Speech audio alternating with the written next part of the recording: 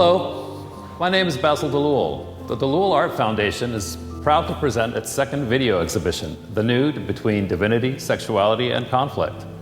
It's part of the Foundation's video exhibition series that was launched in May 2021. The exhibition includes more than 70 artworks of different mediums selected from DAF's wide-ranging art collection. The works comprise paintings, drawings, and sculptures that feature the entirely or partially nude human figure. The artworks on display span over nearly a century, starting from the early 1920s till date.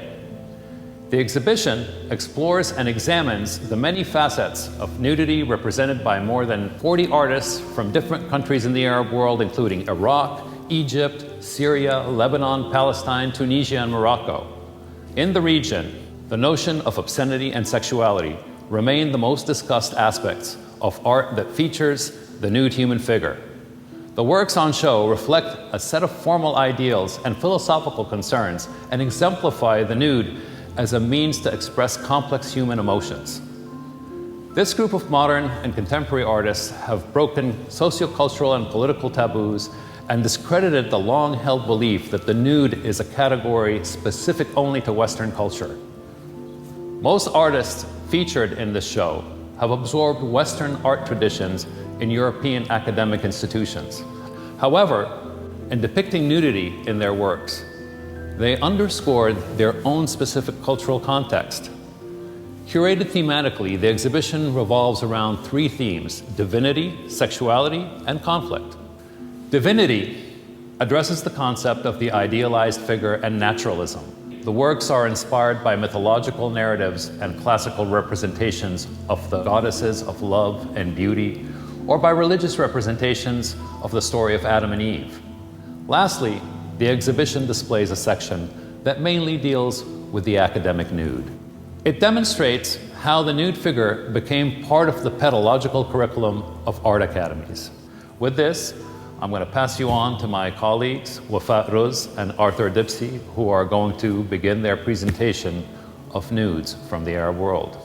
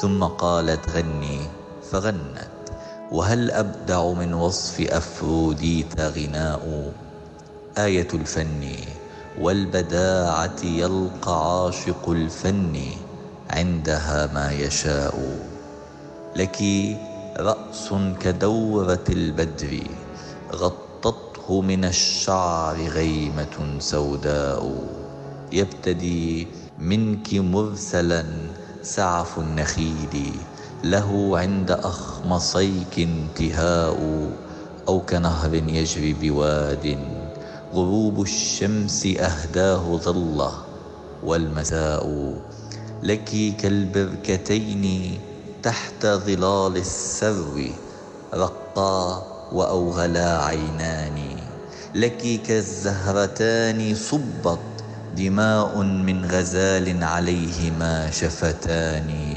لك كالخنجر المغطى بذاك الدم مختوضبا شقيق لساني لك نحر كما تبلج للصبح عامود ضوى به المشرقان لك صدر كسلة الزهر بالنهدين نطت فويقه زهرتان واستقامت كمثل أعمدة العاج الذراعان منك والفخذان، لك تلك المدورات حلي مبهر صنع معجز فنان، لك بطن كأنها مخمل الديباج أو ثوب أرقة ثعبان، رزقت صرة كلؤلؤة الغواص قد ركزت على فنجان.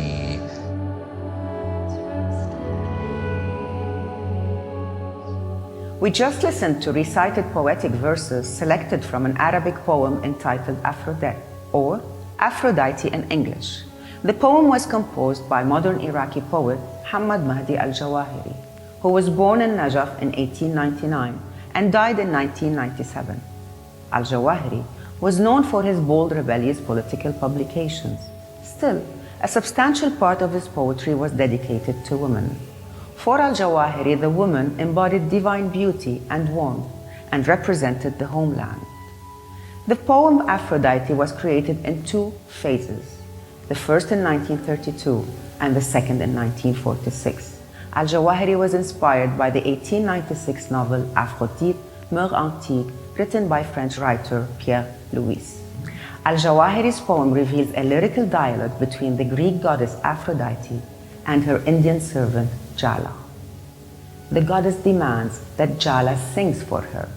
While Jala chants, she describes the beauty of Aphrodite from head to toe.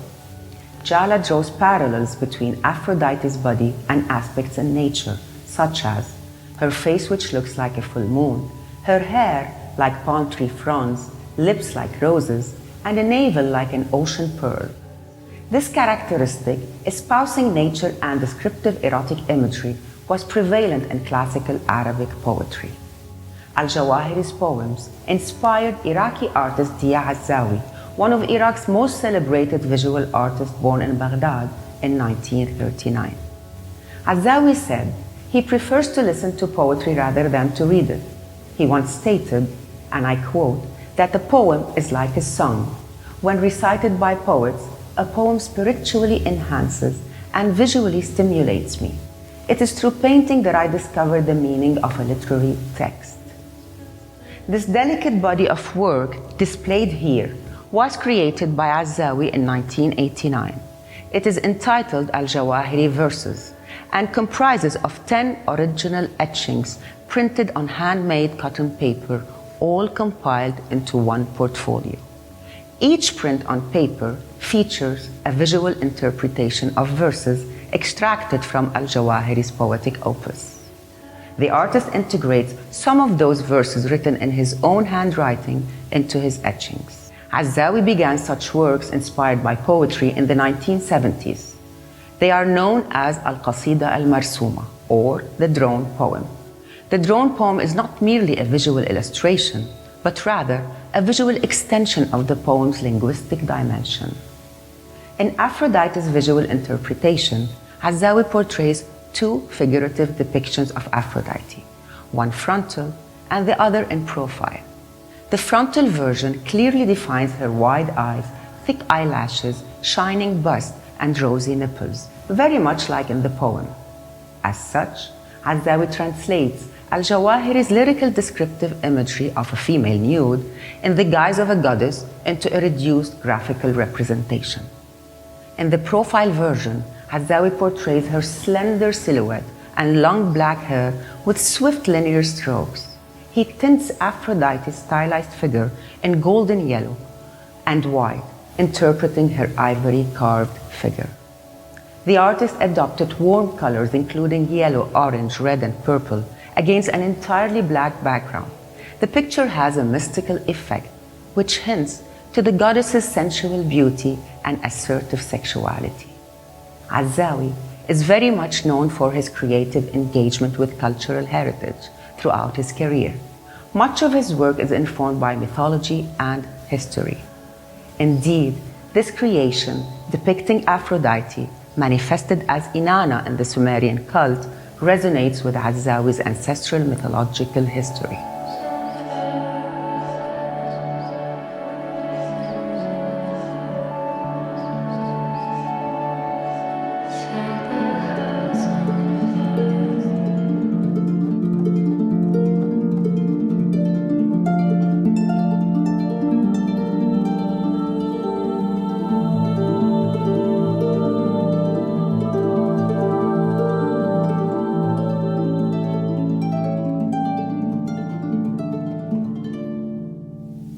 Featured here are 4 large-scale paintings in oil on canvas by Syrian-French artist Ziad Dalloul, born in 1953 in Suwaida, southern Syria. Those paintings exist as an internal dialogue with the European old masters. In the 3 paintings, Venus, Danae, and Susanna and the Elders, Dalloul revisits mythological themes that occupied works of the Italian Renaissance masters, such as Giorgione, Tiziano or Titian, and Jacopo Robusti, known as Tintoretto. In his work, Dalloul opts for dreamlike landscapes inspired by nature. Through nature, he investigates human existence, namely, humankind's presence and absence. We shall discuss 2 of the 4 featured paintings by Ziad Dalloul. First, Venus. Second, Susanna and the Elders. Both works depict the female figure in partial or entire nudity against pastoral settings. Before we proceed, let us hear what Dalloul has to say about his understanding of the nude or the naked human body, a recurrent subject of debate in the world of art. الجسد عارياً هو الجسد مجرداً من زمن معين، من اللحظة التاريخية ومن الموضة العابرة. الجسد عارياً هو جسد بالحالة المطلقة، وبالتالي ليس هو متعرياً من ملابسه، وليس هو بالضرورة صنفاً من أصناف المواضيع التصويرية. الجسد بطبيعته عارياً، الجسد هو حقيقة عارية. العاري هو الجسد بحالته المطلقة، أي أنه فكرة أو موضوع بحد ذاته خارج الزمان والمكان. أما المتعري فهو جسد بلا ملابس في زمان ومكان محددين، هو إذن جسد واقعي بأبعاده التعبيرية والنفسية والعاطفية.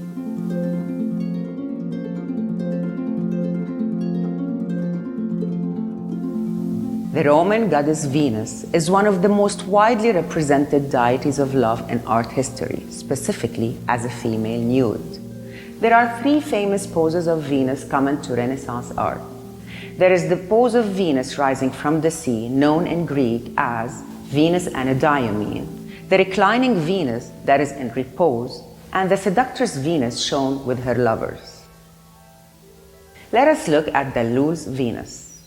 The sensual oil-on-canvas painting entitled Venus was executed by Dalloul in 2010. It features a reclining Venus. The artist draws from both Sleeping Venus created by Giorgione in 1510 and finished by Titian, and Venus of Urbino painted by Titian in 1538. Dalloul creates an appropriated version of Venus, maintaining his unique painterly style. This painting shows a partially nude woman lying on a bed fitted with pearl-white bedsheets. She rests her head with faintly eyes against one pillow, while her arm sits on another. The woman in Dalloul's painting embodies ultimate sensuality and femininity. She reclines horizontally against a matrix of rectilinear forms in the background, 3 trunks at the top left, 3 standing female figures to the right, and suspending curtains behind them. Those elements permeate a sense of sexual innuendo, resonating with Titian's composition in Venus of Urbino. However, unlike Titian's Venus, pictured in a luxurious palace room, Dalloul depicts his Venus in nature, similar to that of Sleeping Venus. Still, Dalloul integrates a chair and a table behind Venus. Those man-made objects bear witness of people who were there celebrating. Typical of his practice, Dalloul fuses elements used in interior spaces with that of the exterior. Dalloul shows Venus in both a contemplative and festive mode. The 3 females in the background, presumably her servants, approach the goddess of beauty with offerings. Venus is surrounded by flowers, foliage, and platters of food and fruits, all of which are symbolic of her fecundity and richness. Venus holds red roses in her right hand, bejeweled with bracelets like a groomed bride imbued with love and lust. Unlike Titian's and Giorgione's entirely nude Venuses, Dalloul's Venus is partially nude. Although a white sheer chiffon fabric covers part of her abdomen and thighs, Venus still cloaks her vulva with her left hand. The artist believes that a touch of mystery enhances the seductive quality of the work. Dalloul's Venus relates to women of today, precisely Middle Eastern women, exemplified in her lifted eyes and thick black hair, which drapes around her shoulders. Her hair falls down nearly touching her nipples, further drawing the viewer's eye to her nudity. The contemporary artist shies away from the marble-like sculptural form and the soft-textured ivory skin that the Venetian classical painters maintained.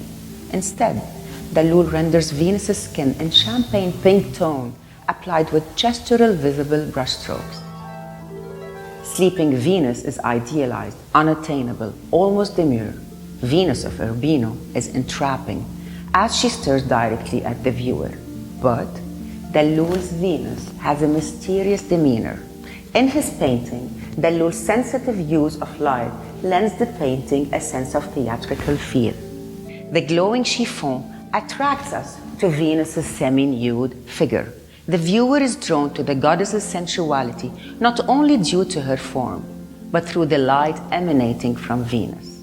The artist's skillful integration of rich pigments, burgundy, crimson, and emerald green, heightened with white and yellow, activates the vibrancy of the painting. Dalloul's impressionistic brushwork, energetic composition, and brilliant tonality produce an image of pronounced sensuality. The effect is a natural, divine visual seduction.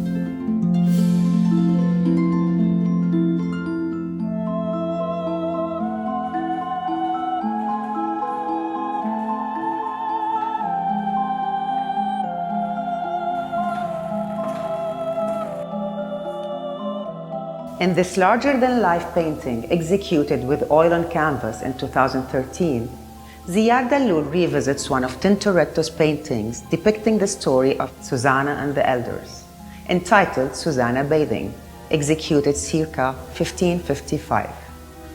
Susanna and the Elders is one of the most famous religious paintings in the Western art canon. It tells a biblical tale from the Old Testament. The moral of the story focuses on voyeurism, persecution, and justice. The story goes as such. A sensual Babylonian woman named Susanna was bathing in her garden. Two elderly judges approach her and threaten to publicly accuse her of cheating on her husband if she does not serve their desires. Susanna, a God-fearing woman, does not give in to their blackmail. As she is about to be executed, the prophet Daniel intervenes. He interrogates the elders and exposes their false testimony. They get sentenced to death and justice prevails. Early Christian images of Susanna focused on Susanna's faith and her ultimate redemption. She appears clothed, with the elders approaching her. Later, in many Renaissance versions, the moral of the story became secondary. Let us look at Dalloul's Susanna. Like Tintoretto, Dalloul puts Susanna's nudity in the spotlight, and he depicts her voluptuous, plump figure in an elongated Mannerist style. Mannerist painters usually exaggerated the formal qualities of a figure. Her hair is pulled pretty much like Tintoretto's Susanna, and she is equally adorned with bracelets and earrings. However, the texture of her skin is not as soft and radiant as that of Tintoretto's Susanna. The right part of Dalloul's painting has the same compositional distribution as that of Tintoretto's painting. Susanna sits by the pool, gazing at herself in the mirror, languidly dangling her left leg in the pool. A shimmering shawl covers her arms while it slips into the water.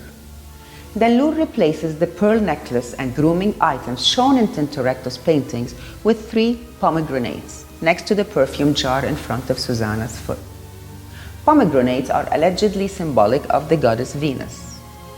In terms of context, Tintoretto highlights the notion of voyeurism, pointing to the male gaze. As we notice, 2 elders hide in the garden, one pictured from behind the flower hedge and the other in the foreground, seen from a foreshortened view. He tries to catch a glimpse of Susanna. This work seems to attract heterosexual male, inviting him to assume the position of the elders. However, contrary to Tintoretto, Dalloul does not stress much on the notion of voyeurism. He simply hints at it. Dalloul depicts a single elderly dressed in vermilion orange hiding behind a tree. In Dalloul's appropriated version, the male voyeur is of no direct threat. He is there just as a spectator. Still, both artists stress Susanna's self-involvement. By gazing at herself in the mirror, Susanna became a voyeuse of her own beauty.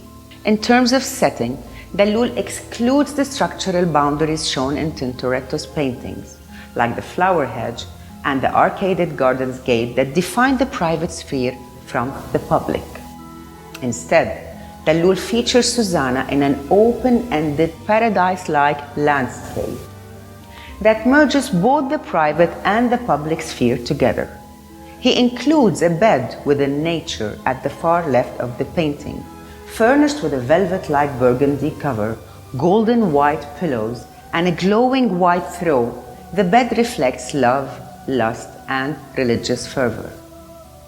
Dalloul's painting has a sense of continuity. Most elements are an extension of one another. Everything seems to emerge from the ground or from water. Even the mirror that Susanna's looking at looks like an extension of a shrub from beneath. The throw is topped with fruits, flowers, and foliage, symbolic of fecundity. It flows like the running stream of a river to meet the pool's murky blue water, a link again to Susanna. Painters that took on the tale of Susanna and the elders, including Tintoretto, did not draw a picture of virtue and vice, as the story goes, but focused on the voyeuristic act of the elders.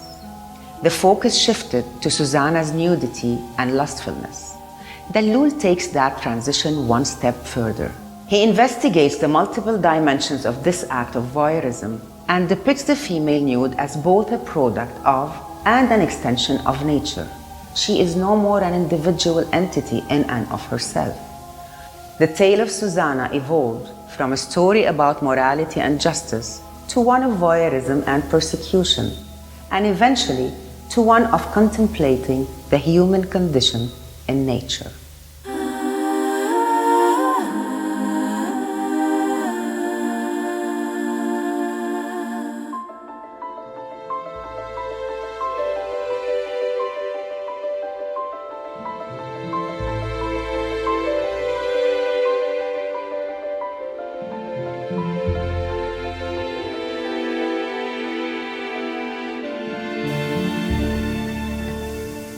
In one of his articles, Paris-based journalist Robert Vaucher called Georges Hannes Sabah the peintre du nu. His painted oeuvre effectively encompasses an important production of nude works which correspond to a time when the Egyptian artist sought for stability in his work. After the First World War, a brief art trend defined a return to order occurred in Europe in response to the atrocities of traumas caused by the conflict. The artists somehow detached themselves from avant-garde movements like Cubism and dug into classical art and references like ancient art and Renaissance to find their inspirations. In the 1920s, Georges Hannes Sabah consequently executed nude paintings like Le Nu au peignoir blanc from 1926. This impressive piece illustrates a full-length portrait of a lady who is standing on the beach and is graciously holding a white, thick bathrobe. The position of the character, as well as the fact that she is going out of the sea, recalls one of the traditional and famous representations of Venus Anadyomede from the Greek and Roman antiquity imagery. This representation shows the goddess Venus also going out of the sea where she was born and going on earth. Although Georges Hannes Sabah seems to allude to the myth, he reinterpreted it through a modern and personal style. In Le Nu au peignoir blanc, the lady shamelessly reveals a specific type of body different from the one of the traditional Venus, which is more delicate and smooth. In this example, filling up the canvas from top to bottom, the woman's body is imposing, almost colossal, if we compare it with the small-sized characters in the background on the bottom right corner. Besides, she shows a neutral facial expression with a stern look. Sabah also adapted the body's parts by giving them a more voluminous aspect. The breasts are big and firm, and the legs are strong, almost comparable to the ones of a man.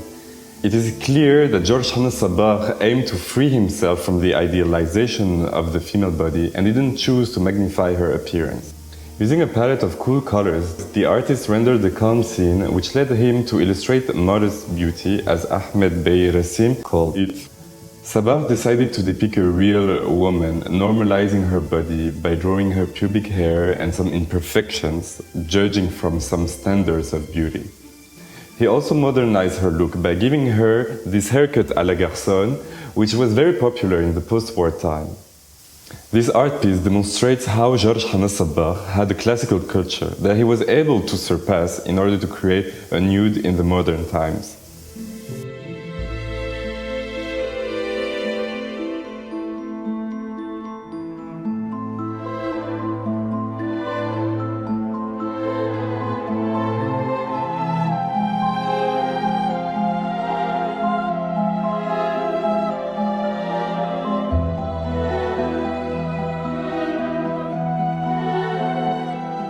From the same series of nude paintings, these two other artworks called Adam and Eve, both executed in 1924, show the inspiration of George Hannes Sabah, which comes from the biblical culture. Coming from a Coptic family, the Egyptian artist received a strong religious education. He went to the Collège de la Sainte Famille, or École des Jésuites, which was a private French establishment where the students were trained to become priests for the Coptic Catholic Church. From his background, George Hannes Sabah's painted oeuvre shows his strong affiliation to French and more generally European culture, in which he was immersed most of his lifetime. In these two examples, Adam and Eve, the Egyptian artist depicted the two characters from the book of Genesis, famous for being the first man and woman of humanity. They both live in the Garden of Eden until Eve was tempted to eat the prohibited fruit. Being a universal theme, this biblical episode has always been revisited by artists at all times, who all brought their specific treatment and approach in its representation. Here, it is interesting to see how Sabah decontextualized the scene from its initial narrative. First, he didn't paint the protagonists together. They're separated from each other. On the other hand, he placed the two characters in a romantic natural place with the sea behind them. Adam is laying down on the grass while Eve is on the beach. The painter was certainly inspired by the vast landscapes of Brittany in west of France where he lived. What is also intriguing in these two artworks is that George Hannes Sabah imagined the two biblical characters out of the regular posing models. The two characters seem to be waking up covered by precious sheets whose orange bright color is complementary of the green color in the background. In Eve, he depicted the woman sleeping and holding a rose in her right hand and not an apple as mentioned in the book of Genesis. Recalling the masterpiece of French painter Alexandre Cabanel, La Naissance de Vénus from 1863, Sabah decided to reveal the pubic hair of the woman, which is again a way to normalize her body. On the other hand, she doesn't have a smooth and diaphanous skin, but a normal skin color. This consequently reveals her human nature. When we looked at the second painting, Adam, it is surprising to see how Sabah played on the sexual genre of the character. Adopting a position which highly evokes the work of French artist Ingres, La Grande Odalisque from 1814, the body features of the man are confusing to the viewer's eyes, especially since the front of the body is not showing. The elongated silhouette and the curves could be the ones of a woman. Besides, the short haircut reminds of the coupe à la garçon typical to the woman from the 1920s. Using visual references from classical painting, George Hannes Sabah desacralized the images of Adam and Eve by adopting a realistic style which shows the artist's mastery in the art of the nude.